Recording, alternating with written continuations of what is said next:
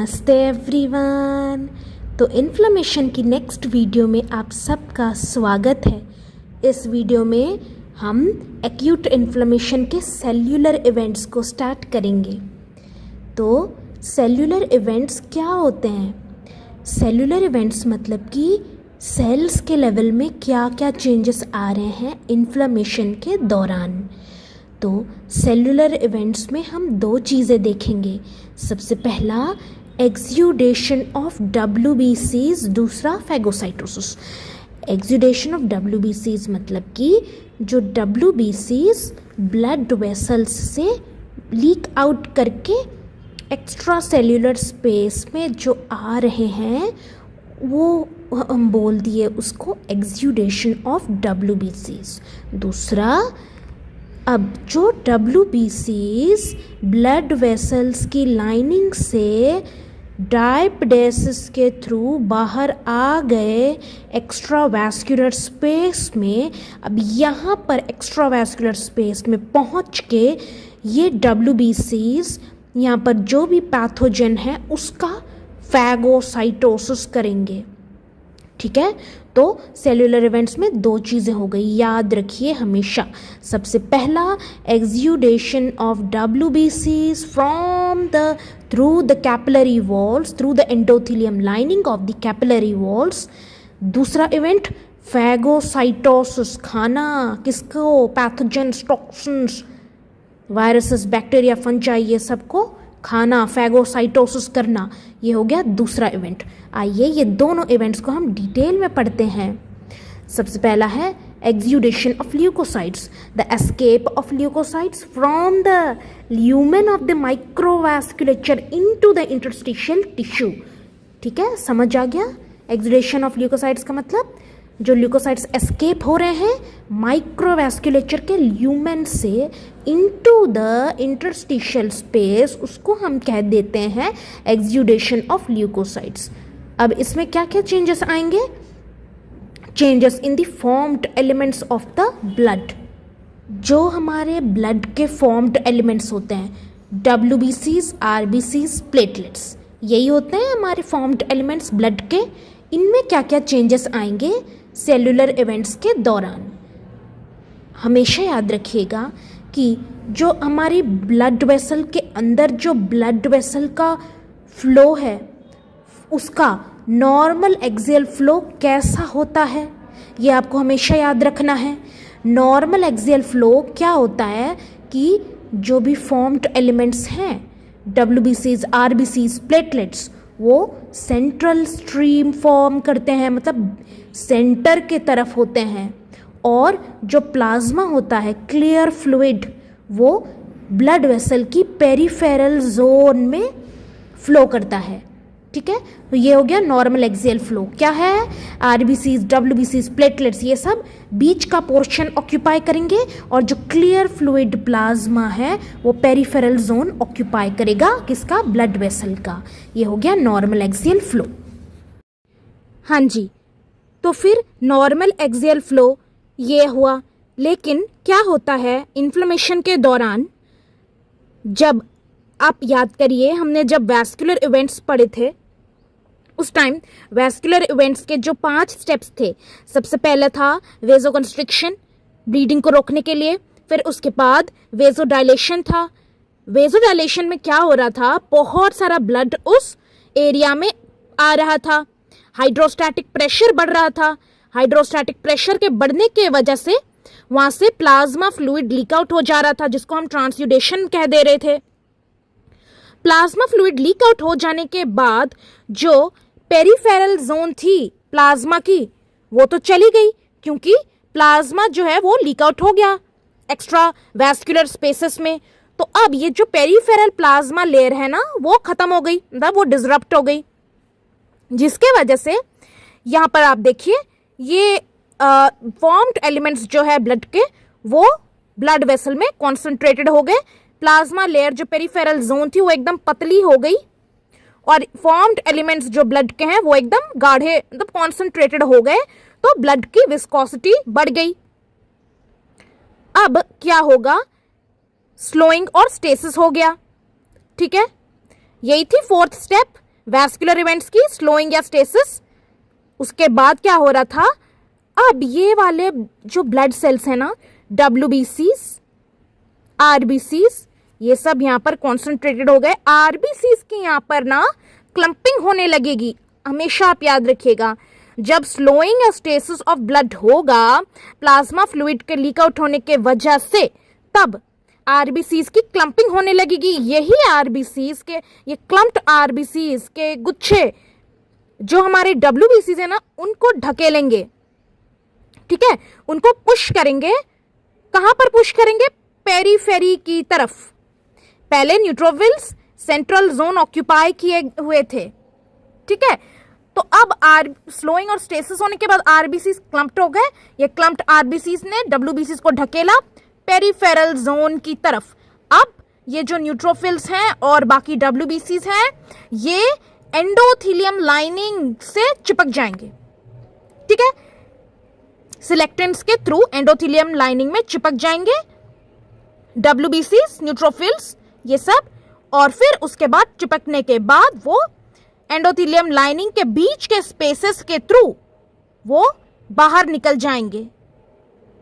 जब vascular permeability बढ़ जाएगी तब वो एंडोथेलियल सेल्स के गैप्स के थ्रू वो बाहर एक्स्ट्रावैस्कुलर स्पेस में आ जाएंगे, जिसको हम एमिग्रेशन कह देते हैं। तो आइए पढ़ लेते हैं एमिग्रेशन क्या है। Due to slowing and stasis the central stream, याद रखिएगा, the central stream of cells widens, ठीक है, the central stream of cells widens, RBCs clump and becomes larger than WBCs and hence push them towards the periphery। यही मैंने आपको अभी बताया। फिर पेरीफेरल प्लाज्मा जोन जो है वो एकदम पतली हो चुकी है because of loss of plasma by exudation, ठीक है, इसके वजह से as a result of this redistribution neutrophils of the central column come close to the vessel wall, जिसको हम पेवमेंटिंग कह देते हैं। तो मार्जिनेशन में यही था कि जब स्लोइंग और स्टेसिस हुआ था, ये क्लियर प्लाज्मा जो पेरिफेरल जोन था वो बाहर निकल गया था, जिसको हम ट्रांसुडेशन कह रहे थे। उसके वजह से यहाँ पर जो WBCs थे, RBCs थे, वो यहाँ पर बहुत कॉन्सेंट्रेटेड हो गए, ब्लड की विस्कोसिटी बढ़ गई, RBCs क्लम्प हो गए, उन्होंने ढकेला WBCs को पेरीफेरी की तरफ। अब वो न्यूट्रोफिल्स WBCs एंडोथेलियम लाइनिंग से एडहेयर कर जाएंगे, चिपक जाएंगे एंडो सिलेक्टेंट्स के थ्रू, और फिर उसके बाद वो बाहर निकल जाएंगे। और जब याद रखिएगा WBCs जब चिपक रहे हैं, जब वो पेरिफेरल जोन में जा रहे हैं, कौन? WBCs, उसको ही हम पेवमेंटिंग कह देते हैं। रीडिस्ट्रीब्यूशन इसको कहते हैं। रीडिस्ट्रीब्यूशन मतलब कि जो WBCs का सेंट्रल जोन जो था, अब वो ही WBCs अब वो पेरीफेरी में आ चुके हैं, मतलब उनका रीडिस्ट्रीब्यूशन हो गया है। Neutrophils of the central column come close to the vessel wall, जिसको हम पेवमेंटिंग कह देते हैं। तो आपको समझ आ गया ये फॉर्म्ड एलिमेंट्स में क्या क्या चेंजेस हुए। नेक्स्ट अब चलते हैं हम रोलिंग और एडहेशन में, कि यहाँ पर जो WBCs थे उनकी पेवमेंटिंग हो रही थी। पेवमेंटिंग मतलब कि वो एंडोथेलियल सेल्स की लाइनिंग, एंडोथेलियम ब्लड वेसल की लाइनिंग से चिपक जा रहे थे, उसको हम पेवमेंटिंग कह दे रहे थे या फिर मार्जिनेशन कह दे रहे थे। फिर उसके बाद वो वहां से एंडोथेलियल के लाइनिंग के गैप्स के थ्रू बाहर निकल जा रहे थे, और इस पूरे प्रोसेस को हम माइग्रेशन कह दे रहे थे, एमिग्रेशन कह दे रहे थे। तो क्या हुआ, ऐसा क्या हुआ जिसके ऐसे कौन से मॉलिक्यूल्स थे जो कि ये WBCs को एंडोथेलियम लाइनिंग से चिपका दिए, है ना? क्या हुआ जो ये रोल करने लगे, वो सब अब हम रोलिंग और एडहेशन में देखेंगे। तो जो सबसे पहला जो प्रोसेस मैंने कहा कि रोलिंग है, जो कि इनिशियल स्टेप है, इसमें क्या हो रहा है कि ये जो हमारे WBCs है ना, वो ऐसे रोल कर रहे हैं ऐसे, ठीक है। ये जो एंडोथेलियम लाइनिंग है ना, ठीक है, इससे चिपक रहे हैं, फिर उसके बाद निकल जा रहे हैं, फिर चिपक रहे हैं, फिर निकल जा रहे हैं, फिर चिपक रहे हैं, फिर निकल जा रहे हैं, और वो ऐसे रोल कर करके जा रहे हैं। ठीक है, ऐसा समझ लीजिए कि जैसे ये देखिए, ये WBCs की पेवमेंटिंग हुई थी, वो उनकी मार्जिनेशन हुई थी, वो एकदम पेरीफेरल जोन में आ गए थे। तो ये जो हमारे एंडोथेलियल सेल्स है ना, ये जो प्रोटीन्स को एक्सप्रेस कर रहे हैं, इन्हीं को हम सिलेक्टेंट्स कह देते हैं।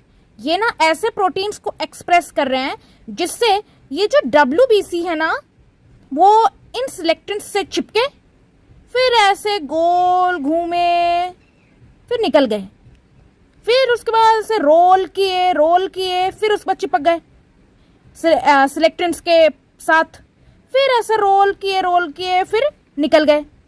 तो ये ना लूज कनेक्शन हो रहा है एंडोथेलियम सेल्स और WBCs का, ये लूज एडेशन हो रहा है, मतलब वो ढीले ढाले से चिपक रहे हैं, फिर टूट रहे हैं, फिर चिपक रहे हैं, फिर टूट रहे हैं, और जा कैसे रहे हैं, ऐसे रोल कर करके जा रहे हैं, तो इसीलिए जो रोलिंग की स्टेप जो है, इसको हम लूज एडेशन बोलते हैं। क्या? Loose adhesion.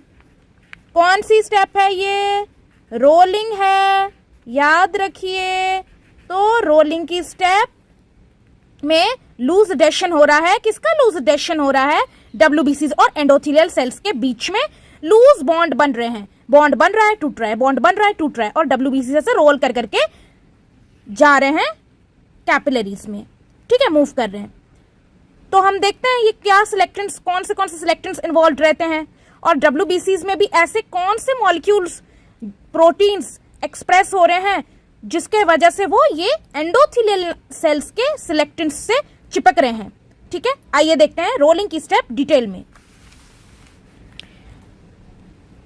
रोलिंग क्या है? इनिशियल स्टेप है। ठीक है, the process in which leukocytes slow down, धीमे हो जाते हैं WBCs and roll along the endothelial cells of blood vessels before they make firm contact and adhere to the vessel wall. समझ में आया? क्या है इसमें? जो ल्यूकोसाइट्स है, WBCs है, वो धीमे हो गए हैं, वो रोल कर रहे हैं ब्लड वेसल्स के एंडोथेलियल सेल्स के अलोंग, वो रोल कर रहे हैं, और फर्म कॉन्टैक्ट बनाने से पहले ये रोल कर रहे हैं और लूजली अटैच हो रहे हैं, छूट रहे हैं, अटैच हो रहे हैं, छूट रहे हैं। तो ये रोलिंग की स्टेप हो गई, लूज एडेशन, और इसमें P सिलेक्टिन, E सिलेक्टिन और L सिलेक्टिन्स इन्वॉल्व रहते हैं। अब ये सब सिलेक्टिन्स क्या है, आइए देखते हैं, बहुत इजी है। तो P सिलेक्टिन्स क्या है? सबसे पहले ये एक्सप्रेस होते हैं एंडोथेलियम सेल्स के सरफेस पर। ये मैंने एक एंडोथेलियल सेल को ड्रॉ कर दिया है। ठीक है, तो P सिलेक्टिन में क्या होता है कि जो हमारे एंडोथेलियल सेल्स हैं उनमें ना कुछ ग्रेन्यूल्स होते हैं, स्टोर्ड ग्रेन्यूल्स होते हैं, जिसको हम वेबल पैलेट बॉडीज कह देते हैं। इन्हीं वेबल पैलेट बॉडीज में P सिलेक्टिन्स रहते हैं, और यही वेबल पैलेट बॉडीज जब थ्रोम्बिन या फिर हिस्टामिन, ये हैं हमारे प्रो इन्फ्लामेटरी मीडिएटर। ठीक है, थ्रोम्बिन या फिर हिस्टामिन प्रो इन्फ्लामेटरी मीडिएटर हैं, ये स्टिमुलेट करेंगे एंडोथेलियल सेल्स को, जिसके वजह से एंडोथेलियल सेल्स एक्सप्रेस कर देंगे P सिलेक्टेंट्स अपने सरफेस पर। P सिलेक्टेंट्स प्री फॉर्म्ड होते हैं, याद रखिएगा हमेशा। These are the preformed glycoproteins, hence expressed within few seconds to minutes of injury. ठीक है, हमेशा याद रखिए कि P से याद रखो ना आप, P मतलब प्रीफॉर्म्ड। ठीक है, प्री का मतलब हो गया प्रीफॉर्म्ड, मतलब कि P सिलेक्टेंट्स जो थे वो एंडोथेलियल सेल्स के अंदर वेबल पैलेट बॉडीज में पहले से ही बने हुए थे। जैसे ही उनको प्रो इन्फ्लामेटरी मीडिएटर्स जैसे थ्रोम्बिन और हिस्टामिन ने स्टिमुलेट किया, वैसे ही ये एंडोथेलियल सेल्स ने P सिलेक्टेंट्स को अपने सरफेस पर एक्सप्रेस कर दिया। बस इतनी सी ही बात है। तो आइए देखते हैं सिलेक्टेंट्स होते क्या हैं। Selectins are expressed on the endothelial cells. ठीक है, they bind to specific carbohydrate ligands on the surface of the leukocytes. This interaction is weak, allowing the leukocytes to roll along the endothelial surface rather than firmly sticking to it. समझ आया? मतलब कि सिलेक्टेंट्स क्या होते हैं, वो endothelial cells की surface पे एक्सप्रेस होते हैं, और यही पी सिलेक्टेंट्स जो मैंने आपको बताया था उस डायग्राम में कि ये WBCs में जो ग्लाइकोप्रोटीन मॉलिक्यूल्स ना यहां पर WBCs में भी एक्सप्रेस होंगे. ठीक है, ठीक है. तो WBCs में जो ग्लाइकोप्रोटीन मॉलिक्यूल्स एक्सप्रेस हो रहे हैं, ठीक है, यही ग्लाइकोप्रोटीन मॉलिक्यूल्स हमारे एंडोथेलियल सेल्स में जो सिलेक्टेंट्स एक्सप्रेस हुए हैं उनसे चिपकेंगे, उनसे बॉन्ड बनाएंगे, उनसे लूज कनेक्शन बनाएंगे रोलिंग के स्टेप के दौरान. ठीक है, तो ये वाले जो सिलेक्टेंट्स होते हैं वो WBCs के ऊपर जो ग्लाइकोप्रोटीन्स एक्सप्रेस हुए हैं उनके साथ बॉन्ड बनाते हैं. पी सिलेक्टेंट्स प्री फॉर्म्ड होते हैं जो कि एंडोथेलियल सेल्स के ऊपर कुछ ही मिनट और कुछ ही घंटों में एक्सप्रेस हो जाते हैं. इंजरी के कुछ ही मिनट या कुछ ही घंटों में पी सिलेक्टेंट्स एंडोथेलियल सेल्स के ऊपर एक्सप्रेस हो जाते हैं, इसलिए हम उनको प्री फॉर्म्ड सिलेक्टेंट्स कहते हैं. और कौन से सिलेक्टेंट्स होते हैं? और सिलेक्टेंट्स होते हैं हमारे पी सिलेक्टेंट्स, ई सिलेक्टेंट्स एंड एल सिलेक्टेंट्स. ठीक है, आइए देखते हैं ये सब क्या है. तो मैंने आपको क्या बताया था कि पी सिलेक्टेंट्स जो थे वो प्री फॉर्म्ड सिलेक्टेंट्स थे, मतलब कि वो एंडोथेलियल सेल्स के अंदर पहले से ही बने रहते थे, और वो सरफेस पे एक्सप्रेस किसके वजह से हो रहे थे? प्रो इन्फ्लामेटरी मीडिएटर्स हिस्टामिन या फिर थ्रोम्बिन के इंडक्शन के बाद वो एक्सप्रेस हो जा रहे थे. अब ई सिलेक्टेंट क्या है? ई से याद रखिएगा एंडोथेलियल सेल. ठीक है, तो ई से याद रखिए. पी से हमने याद रखा था प्री फॉर्म्ड, ई से हम क्या याद रखेंगे? Endothelial cell. ठीक है, पी सिलेक्टेंट्स किसके वजह से एक्सप्रेस हो रहे थे? प्रो इन्फ्लामेटरी मीडिएटर्स हिस्टामिन और थ्रोम्बिन की वजह से. ई सिलेक्टेंट किसके वजह से अब एक्सप्रेस होंगे? याद रखिए ये इन्फ्लामेटरी साइटोकाइंस के वजह से एक्सप्रेस होंगे. Interleukin 1, tumour necrosis factor alpha. ठीक है, ये सब है इन्फ्लामेटरी मीडिएटर्स. हिस्टामिन क्या था? Pro inflammatory mediator. Interleukin 1 tumour necrosis factor क्या है? इन्फ्लामेटरी मीडिएटर है. और जो हमारे बैक्टीरिया है, ग्राम नेगेटिव बैक्टीरिया, उनमें जो लाइपोपॉलीसैकेराइड होता है, लाइपोपॉलीसैकेराइड, वो भी एंडोथेलियल सेल्स को स्टिमुलेट करेंगे ताकि वो ई सिलेक्टेंट्स को एक्सप्रेस करे अपने सरफेस पर. तो एंडोथेलियल सेल्स को किसने स्टिमुलेट किया ई सिलेक्टेंट्स को एक्सप्रेस करने के लिए? Interleukin 1 tumour necrosis factor, lipopolysaccharides of gram negative bacteria, mast cells, macrophages और दूसरे एंडोथेलियल सेल्स. पी सिलेक्टेंट्स का मैंने आपको क्या बोला था? वो पहले से ही बने रहते हैं, है ना, प्री फॉर्म्ड रहते हैं, इसीलिए वो इंजरी के कुछ ही मिनटों या कुछ ही घंटों में ही सरफेस पर एक्सप्रेस हो जाते हैं. कौन? पी सिलेक्टेंट. लेकिन ई सिलेक्टेंट प्री फॉर्म्ड नहीं होते, इसीलिए ये इंजरी के 1 घंटे बाद जाके वो एक्सप्रेस होंगे. ठीक है, और जो मैंने आपको कहा था कि हमारे जो ई सिलेक्टेंट्स हैं, पी सिलेक्टेंट्स हैं, जो कि एंडोथेलियल सेल्स के सरफेस पर एक्सप्रेस हुए हैं, वो WBCs के साथ चिपकेंगे. तो वो कौन से मॉलिक्यूल से चिपकेंगे? हमारे एंडोथेलियल सेल्स ने तो अपने प्रोटीन के मॉलिक्यूल्स पी सिलेक्टेंट्स और ई सिलेक्टेंट्स को एक्सप्रेस कर दिया, लेकिन अब जो ब्लड में WBCs चल रहे हैं और यहाँ पर रोलिंग का प्रोसेस कर रहे हैं ना, यहाँ पर चिपक रहे हैं एंडोथेलियल सेल्स के साथ, तो हमारी जो WBCs है ना, उनको भी ऐसे ग्लाइकोप्रोटीन मॉलिक्यूल्स एक्सप्रेस करने हैं जो कि हमारे ई सिलेक्टेंट्स और पी सिलेक्टेंट्स के साथ बॉन्ड बना सके. तो वो ग्लाइकोप्रोटीन मॉलिक्यूल ये है. आइए देखें, ये है हमारा WBC. मान लो मोनोसाइट है, न्यूट्रोफिल है, कोई भी हो सकता है. उन्होंने ये एक्सप्रेस किया अपने सरफेस पे ये पूरा मॉलिक्यूल जो है वो किससे बना है? ये है हमारा ल्यूकोसाइट, ये है हमारा ग्लाइकोप्रोटीन सियालिक एसिड और फ्यूकोज जो कि एक कार्बोहाइड्रेट है उससे अटैच्ड है।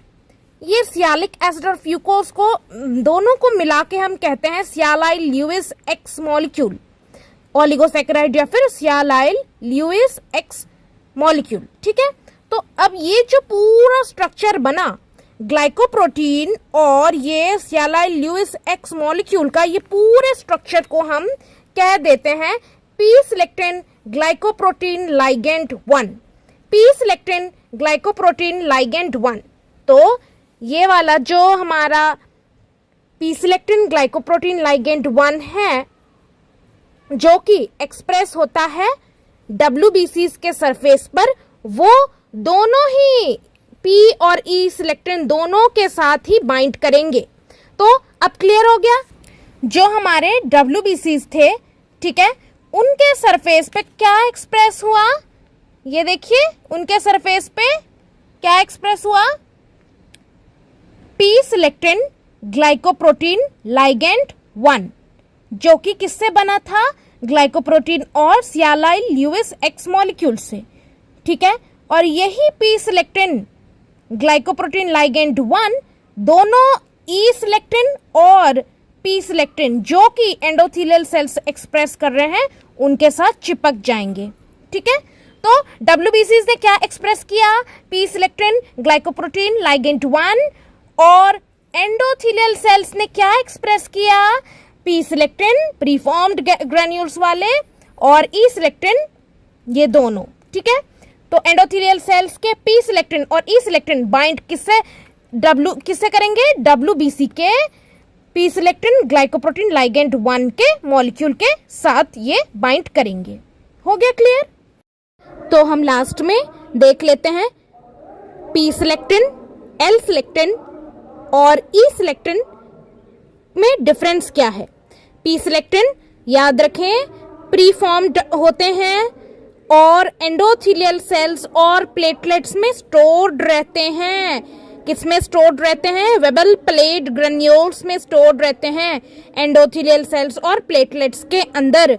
पी सिलेक्टिन्स वेबल प्लेट बॉडीज में पहले से ही स्टोर्ड रहते हैं और इनका फंक्शन क्या है, इनका फंक्शन है सिर्फ और सिर्फ रोलिंग में, मतलब कि जो एंडोथेलियल सेल्स में ये एक्सप्रेस हुए उनसे, वो वाले पी सिलेक्टिन से WBCs के जो ग्लाइकोप्रोटीन है वो बाइंड करेंगे और WBC को रोल करवाएंगे। ठीक है, ई सिलेक्टिन क्या है, ई सिलेक्टिन कब सिंथेसाइज होते हैं, जब वो साइटोकाइंस है ना, इंटरल्यूकिन 1, ट्यूमर नेक्रोसिस फैक्टर और जो भी endothelial cells, mast cells, macrophages, ये सब जो साइटोकाइंस रिलीज करेंगे, वो साइटोकाइंस के चलते एंडोथेलियल सेल स्टिमुलेट होगी और वो फिर एक्सप्रेस करेगी ई सिलेक्टिन्स। ठीक है, तो E selectin are synthesised by cytokine activated endothelial cells, है ना, और ये रोलिंग में भी हेल्प करते हैं और एडहेशन में भी हेल्प करते हैं। एडहेशन हम इसके आगे का स्टेप हम पढ़ेंगे। एल सिलेक्टिन क्या है, ये लिम्फोसाइट्स और न्यूट्रोफिल्स के सरफेस पे एक्सप्रेस होते हैं और इनका फंक्शन क्या है, वो जितने भी सर्कुलेटिंग लिम्फोसाइट्स हैं ब्लड वेसल्स में, वो सारे सर्कुलेटिंग लिम्फोसाइट्स को लिम्फ नोड्स के एंडोथेलियल सेल्स से चिपकाएगा एल सिलेक्टिन। समझ आया? बहुत सिंपल है। एल सिलेक्टिन किसके सरफेस पे एक्सप्रेस होता है, WBC लिम्फोसाइट्स और न्यूट्रोफिल्स के सरफेस पर एल सिलेक्टिन्स एक्सप्रेस होते हैं और यही एल सिलेक्टिन्स जो कि लिम्फोसाइट्स और न्यूट्रोफिल्स के सरफेस पे एक्सप्रेस हुए हैं, अब यही लिम्फोसाइट्स न्यूट्रोफिल्स जब लिम्फ नोड्स में पहुंचेंगे तब लिम्फ नोड्स में जो ब्लड वेसल्स होंगी उन ब्लड वेसल्स के एंडोथेलियल सेल्स के साथ चिपकने में हेल्प करेंगे एल सिलेक्टिन्स। लिम्फ नोड्स की जो ब्लड वेसल्स है उनमें जो एंडोथेलियल सेल्स हैं, उन एंडोथेलियल सेल्स से लिम्फोसाइट्स और न्यूट्रोफिल्स को चिपकने का हेल्प कौन करेगा? L selectin. ठीक है, ये हो गया इसका फंक्शन। नेक्स्ट हम स्टार्ट कर रहे हैं एडहेशन, जो कि रोलिंग की नेक्स्ट स्टेप है। देखिए रोलिंग में क्या था? लूज एडहेशन था। न्यूट्रोफिल्स एंडोथेलियल सेल्स से चिपक रहे थे, निकल रहे थे, चिपक रहे थे, टूट रहे थे और रोल कर करके आगे बढ़ रहे थे। लेकिन एडहेशन जो कि इसका नेक्स्ट का स्टेप है, इसमें WBCs अब एकदम तेजी, एकदम फर्मली अटैच हो जाएंगे एंडोथेलियल सरफेस से, इसलिए हम इसे फर्म एडहेशन कह देते हैं।